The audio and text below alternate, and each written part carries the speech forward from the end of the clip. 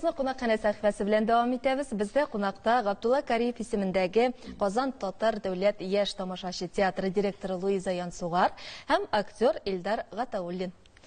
Исәнмесез. Исәнмесез. Әле менә күптән түгел генә сез Санкт-Петербургта узган Арлекин 18-нче бөтен дөнья театр фестиваленнән әйләнеп кайттыгыз. Һәм инде фестивальдән буш куллар белән дә кайтмадыгыз. Лауреат исеме яулап. Тәбрик итәбез сезне җиңү белән. Бик рәхмәт. Һәм инде шул фестиваль турында да сөйләп китсәгез иде.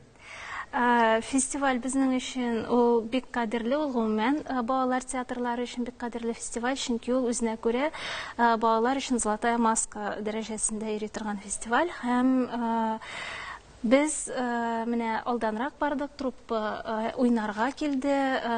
Безнең өчен, мәсәлән, миңа үземә һәм театрның баш режиссеры Рената Юпов һәм безнең Зафлит, әдәби бүлек җитәкчесе Ләйсән Фәйзова белән бардык без һәм башыннан ахырына кадәр бөтен спектакльләрне карап чыктык.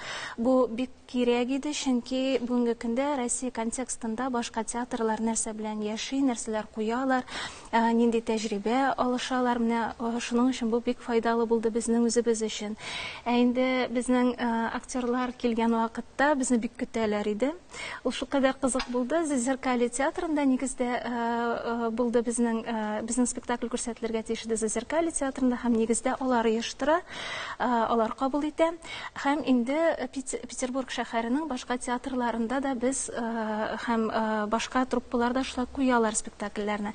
Зазеркалье белән нәрсәсе кызык булды. Без анда актерлар килеп төшкән көнне белеп алдык. Ул театрның директоры татар кешесе икәнлеген.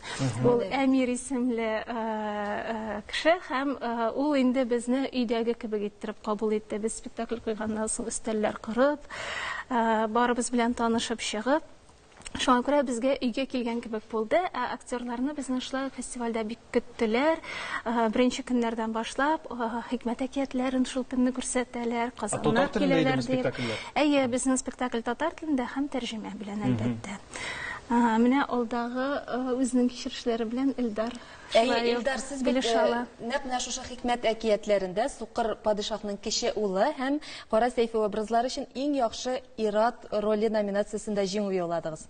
Шулай котлыйбыз. Бик рәхмәт. Бу бик тә көтелмәгәндә, көтелгәндә иде инде. Бу инде минем генә горурлыгым түгел, бу инде бөтен театрның, бөтен труппаның заслугалары дип әйтергә була.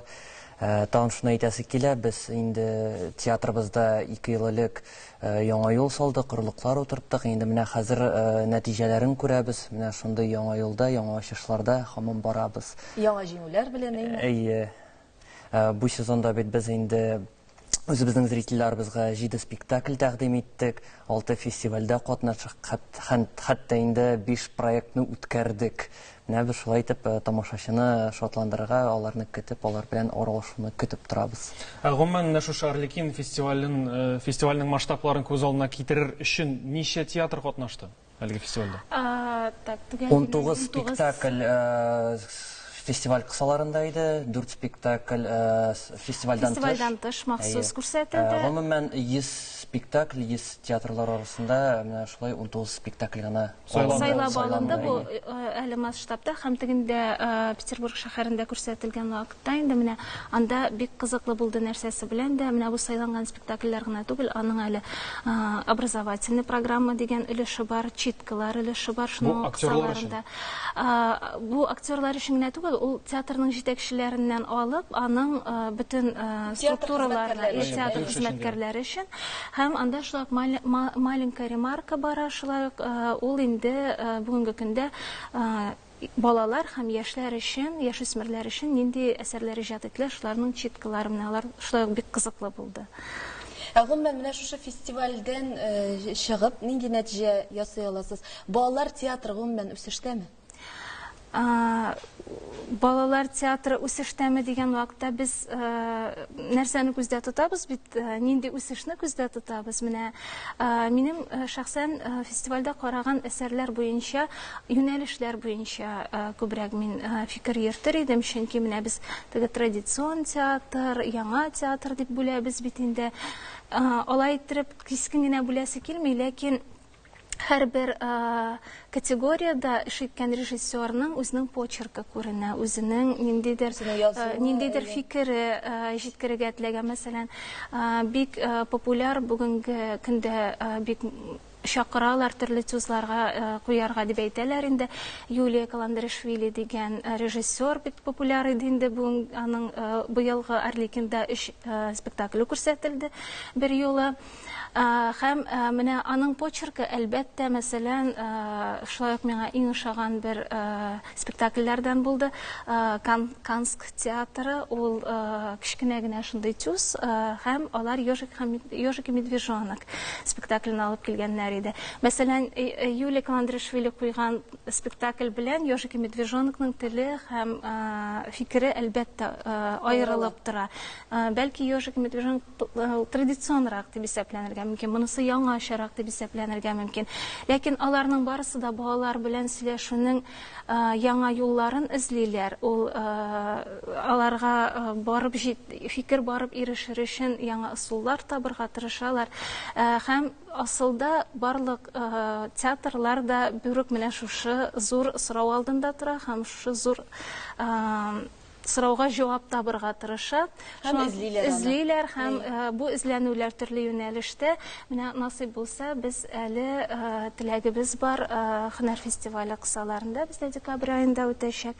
Менә шушы Петербургта күреп кайткан спектакльләрнең дә кайберләрен үзебезгә китереп Казан тамашачысына да күрсәтергә теләк бар. Насыйп булса, без бик шат булыр идек. Киләсе сезонда булыр алар. Бу сезон инде тәмам бит, әйбе? Бу сезонны без инде төгәлләдек. Нинди нәтиҗәләр ясап була? Илдар, сезнең эшең ничек узды әлеге сезон? Күп спектакльләр, күп фестивальләр бер урында тормыйбыз, һаман да нәрсәдер эшләргә, нәрсәдер күрергә, нәрсәдер яңаша аңлашырга тырышабыз. Тагын шул фестивальгә кайтканда без инде спектакль татар телендә үтте. Без инде уйлаган идек, ничегрәк үтер, ничегрәк балалар кабул итер. Бу фестивальдә аңлашыла театрның үз теле бар, һәм дә инде аңа гомумән гади дип әйтеп, тел белән әңгәмә кору комачауламый. Сәнгатьтә тылмаш кирәкме димәк? Әйе, театрның үз теле бар, һәм дә инде ниндидер кайда гына барсаң да, ул бик әйбәт зрительләр сине кабул итәләр. Кабул итү, әйе. Һәм менә шулай кайда гына барсагыз да, татар театры бу бит дип кешеләр истә калдырырлык булсын. Менә шулай горурланып сөйләрлек булсын. Без сезне тагын бер кат шушы җиңүегез белән котлыйбыз һәм уңышлар теләп бүгенгә саубуллашабыз. Рәхмәт. Рәхмәт бик зур.